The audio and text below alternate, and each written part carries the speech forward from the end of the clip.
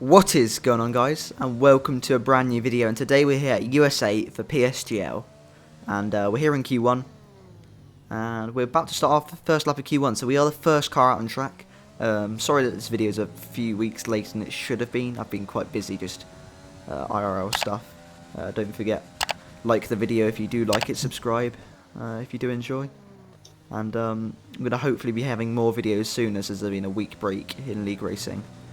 So, yeah, starting off our lap. Looking at it now, I can already see a few areas where I'm making mistakes.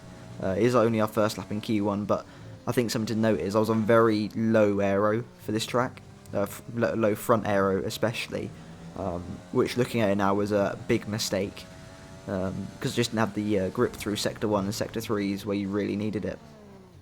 But so far it's been tidy, not anything special. For a first run, obviously the track does get quite a bit quicker, and I think we did go out a little bit too early, being the first car on track.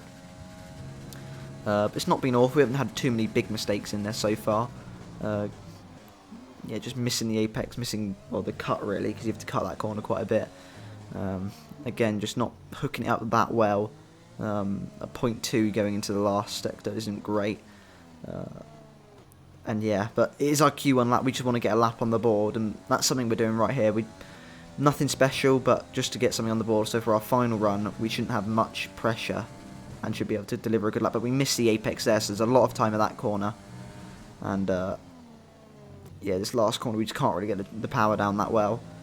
And it's a 29.4, which isn't great at all. But as I said before, it's just a lap down on the board. That'll probably get you through. But now moving on to our final run in Q1, and we're up on our time. We gain a load of time at this corner, and we invalidate.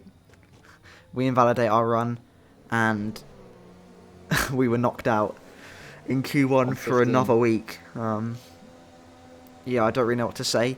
12. Mexico, which is the race after this, I did get knocked out in Q1 again. That won't be a video. It's a pretty boring race. But this race, at least, something good does come out of it. So anyway, we're going to have to just put that qualifying session in the past and focus on the 5 red lights.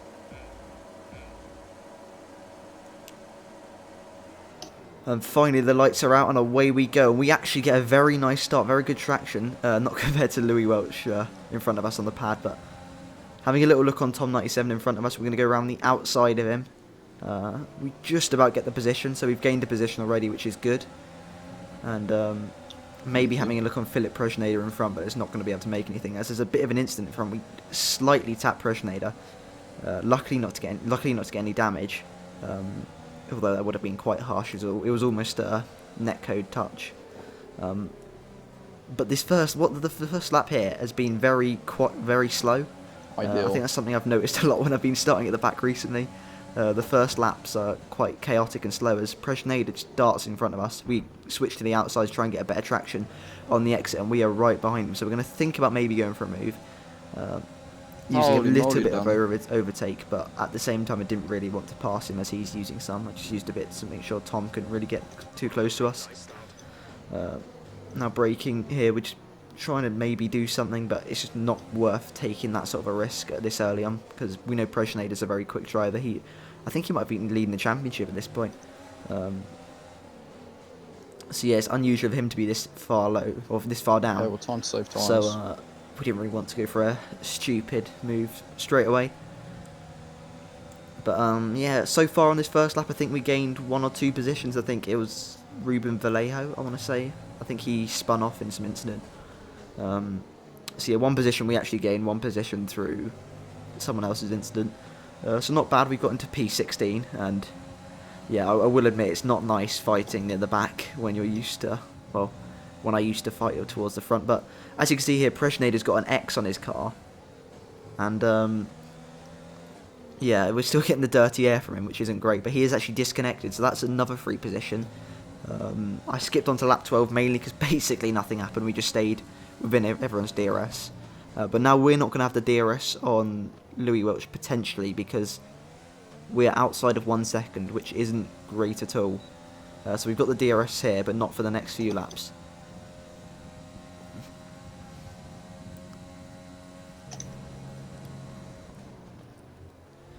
Moving on to lap 15, we have caught up to Fabrizio Donoso. I think he either had some awful tyre wear, because he actually qualified on those mediums that he's on right now, or he might have had some sort of damage or something, I'm not too sure. Something was going on, so his pace was quite bad at this stage of the race. But we get dive bombed from Julian behind. I was not expecting that at all, and he makes a fair move, and I was really quite annoyed that he just went for it, so I kind of pushed him out wide there, which was a little bit naughty of me, I think you could say, but I didn't force him completely off track. There was still room, so nothing worth to be penalised for, but it's a little bit dirty. I can admit that. I admitted that straight away after the race. And he was totally fine with it. He thought it was all good. But on lap 15 now, we've decided to pit, and realistically, I shouldn't have pit now. I should have kept on going. I could have stayed in Fabrizio's DRS quite comfortably, maybe even past him. But I pitted because I saw the Haas in front of me of Louis pit, and I thought he's just going to go. He's just going to get straight out of or just not catchable if I don't follow him in, and I didn't want to get undercut from Julian. But I hadn't done any race practice really, so I didn't quite realise how bad the drop-off on these soft tyres were, which is what you'll see in a second. But we've come out in P15, so it's not looking overly brilliant. But now skipping on a few laps, we're in P12 now after a few more people pitted. We've got Jarno Otmir behind us. So that just proves the undercut we had was quite good on the soft tyre. I've got Nico and Louis in the last sector. But as you will soon see, Jarno A is a machine, and we're on 5-lap-old soft, so his tyre advantage is going to be insane. As we get past Shizu Yari there, and are now one position off points.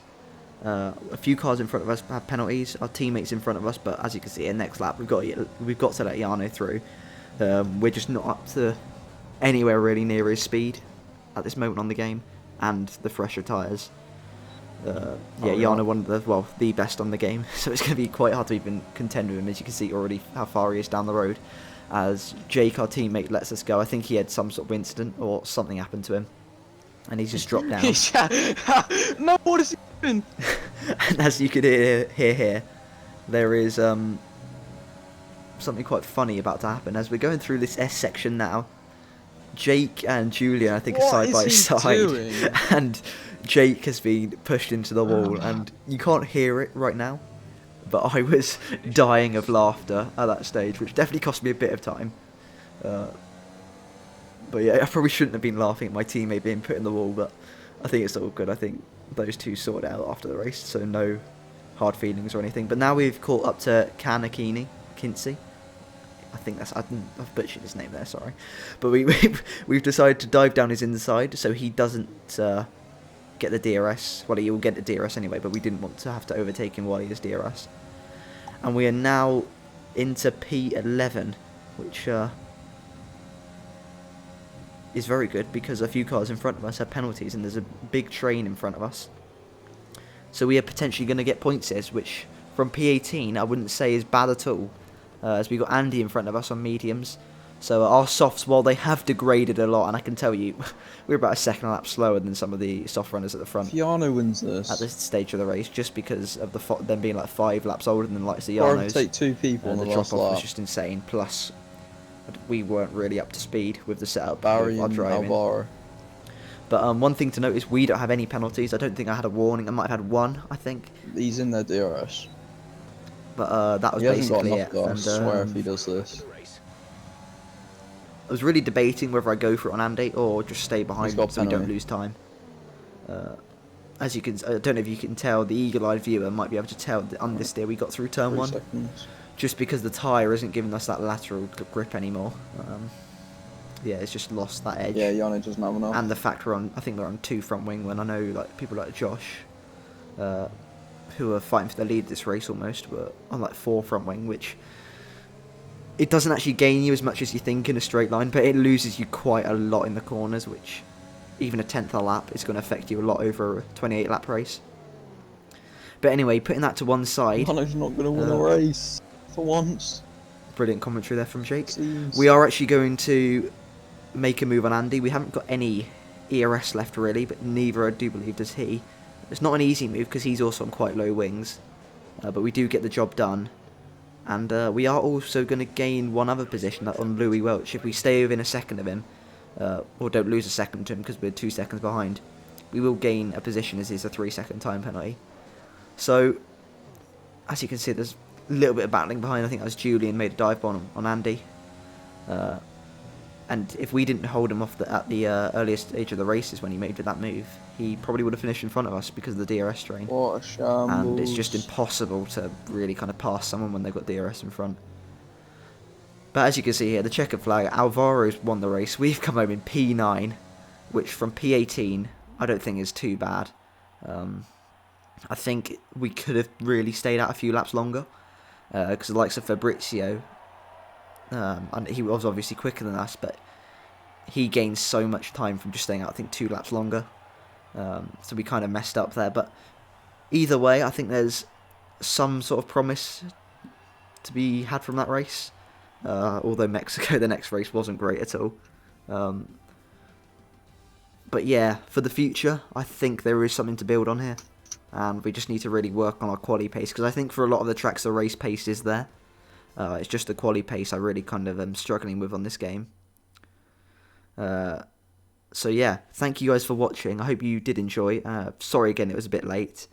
And yeah, I'll catch you soon for some more league racing. Peace.